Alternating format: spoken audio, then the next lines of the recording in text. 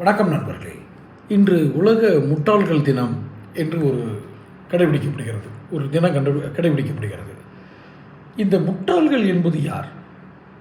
உலக முட்டாள்கள் தினம், தமிழக முட்டாள்கள் தினம், ஆந்திர முட்டாள்கள் தினம்லாம் சொல்லலை, இல்லை இந்திய முட்டாள்கள் தினம், பாகிஸ்தான் முட்டாள்கள் தினம்லாம் சொல்லலை.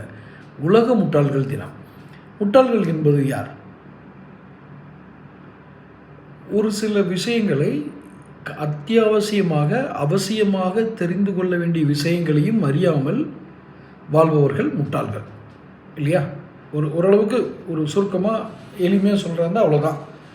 எதெல்லாம் அவசியமாக தெரிஞ்சிருக்கணுமோ எல்லாம் தெரிஞ்சிருக்கணும்னு சொல்ல வரல, இல்லை எல்லா விஷயங்களையும் புரிஞ்சிருக்கணும்னு சொல்ல வரல. அவர்களுக்கு அவரவர் வாழ்க்கைக்கும் அவரவர் வாழ்க்கை வாழ்வாதாரத்திற்கும் என்னென்ன விஷயங்கள் தெரிந்திருக்க வேண்டுமோ, அவசியம் தெரிந்திருக்க வேண்டுமோ, அதை தெரியாதவர்கள் முட்டாள்கள். இப்போ தமிழ்நாடு அரசியலுக்கு வருவோம்.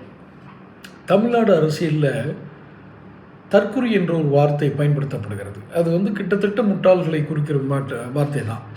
தற்குறி, அதாவது தன்னை பற்றிய குறியீடு, அப்படி தான் அதை எடுத்துக்கிறாங்க.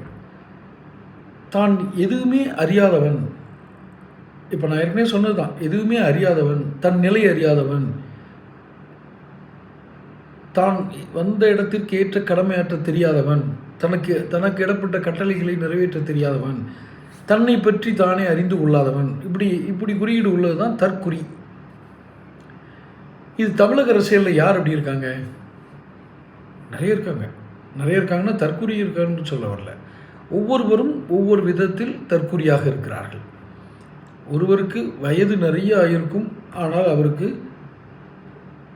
ஒரே ஒரு ஆசை தான் இருக்கும், தன்னை சுற்றி தனக்கு வேண்டியவர்கள், தன் இரத்த சொந்தங்கள் பயன்பெற வேண்டும் என்று நினைப்பவராக இருப்பார். யாராவர்களும் இருக்கட்டும், அவருக்கு வயசு என்ன வேணாலும் இருக்கலாம், 70, 80, 90, 100 கூட இருக்கலாம். அவரும் தற்குறி தான்.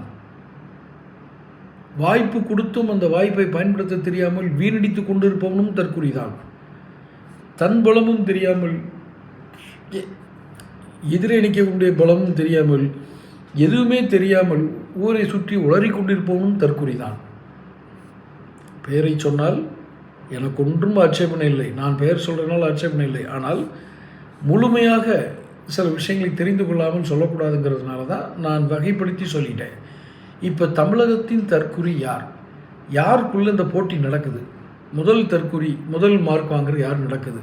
இந்த உலக முட்டாள்கள் தினத்தில் அதை நீங்களே முடிவு பண்ணிக்கங்க. ஏன்னா வாசகர்கள் புத்திசாலிகள், நீங்களே முடிவு பண்ணிக்கங்க. இந்த தமிழக அரசின் தற்குறி தொடர்ந்து பேசுவோம்.